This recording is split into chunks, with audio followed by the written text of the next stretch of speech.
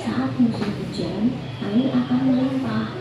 Udara kotor dapat diperbarui dengan cara menanam tumbuhan, sehingga udara di sekitar akan kembali bersih dan segar.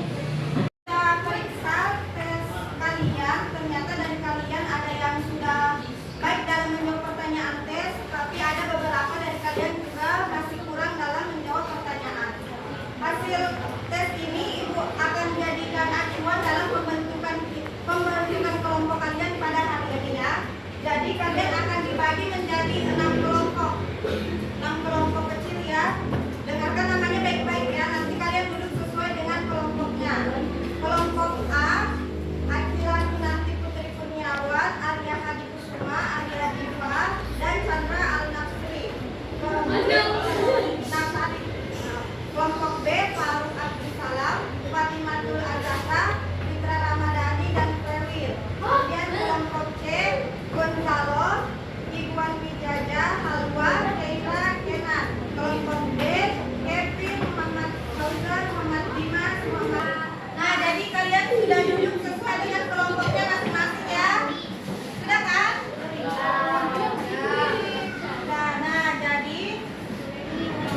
Ibu akan bagikan LKPD kalian sesuai dengan kelompok kalian masing-masing, ya.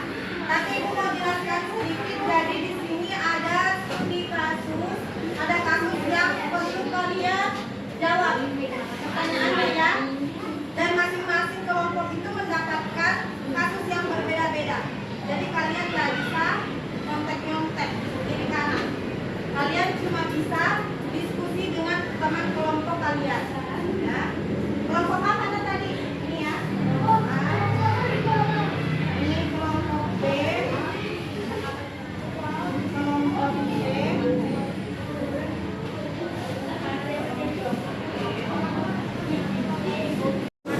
Jadi itu beri kalian waktu diskusi dan pengerjaan selama 20 menit, ya. 20 menit, kemudian kalau sudah masing-masing kelompok akan mempresentasikan hasil kerjanya di depan. Silakan dikerjakan. Kemudian kalau ada pertanyaan yang belum jelas atau mau ditanyakan, silakan. Oke, silakan dikerjakan.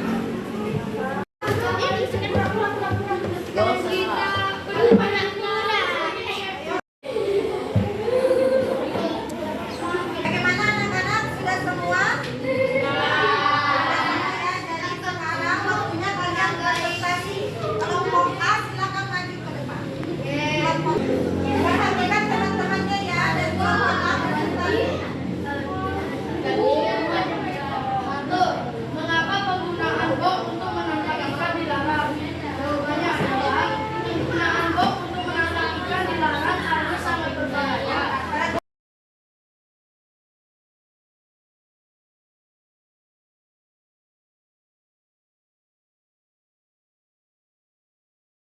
Presentasi dari kelompok A sudah bagus, ya. Kita apresiasi dulu. Kita beri tepuk tangan.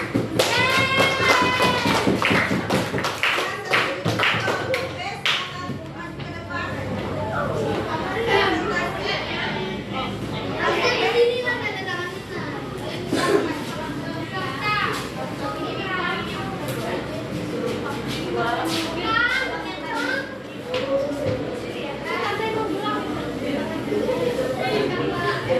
Oke, perhatikan semuanya, ya. Dari kelompok B.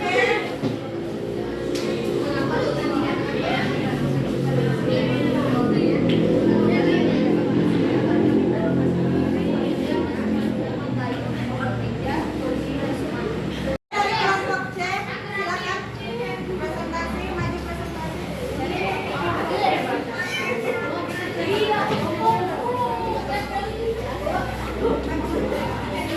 Perhatikan temannya, ya. Ini dari kelompok C akan mempresentasikan studi kerja kelompoknya.